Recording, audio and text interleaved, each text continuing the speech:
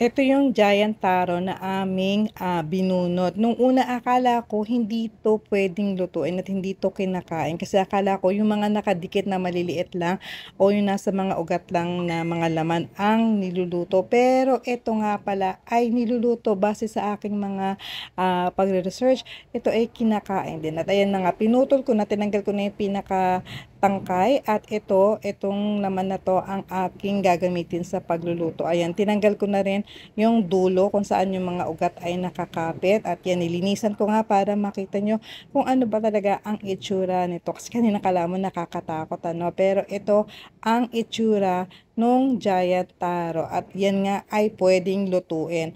Ito, binalatan ko na siya, makapal na balat yung aking inalis talaga dyan para siguradong walang kati at ayan, ito na lang yung natira. Medyo lumiit na nga ang ating giant taro. At pagkatapos, akin niyang hihiwain ng mga pa-cubes. Katulad nitong aking ginawa. At hinugasan ko na yan. At ngayon ay aking pinapatulo para matanggal muna yung mga natitirang tubig. At ngayon, eto, sinalang ko na. Yan, nilagyan ko muna yan ng tubig at akin muna yung palalambutin.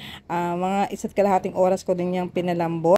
Ito naman ang aking mga ilalagay, muscovado sugar, pulang asukal at isang malaking niyog. Pinagata ko na yan, magkahalo na yung kakagata at ikalawang gata. At pagkatapos itong dalawang asukal na to ay magkasing dami.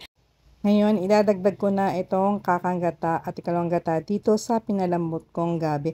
Hindi pa naman talaga to malambot na malambot.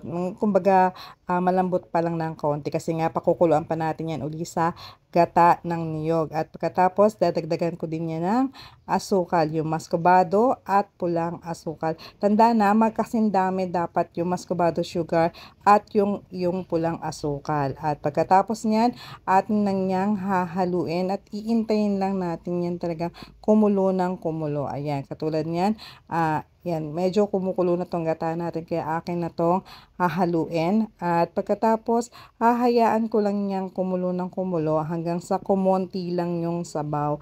Pero pa minsan-minsan hahaluin pa rin kasi baka nga dumikit at masunog yung ating asukal. Kaya ayan, no, unti-unti na siyang kumukonti yung sabaw hanggang sa maging ganito na nga ang itsura. Kung gusto mo na talagang igang-iga, mas okay din. Pero kung gusto mo yung may konti pang sauce na natitira, nasa sayo rin yan. Mas masarap itong kainin kapag malamig na at kapit na talaga yung lasa ng gata at asukal. Ito na nga ang ating ginataang gabi. Thank you for watching. Don't forget to follow, like, and share. Bye!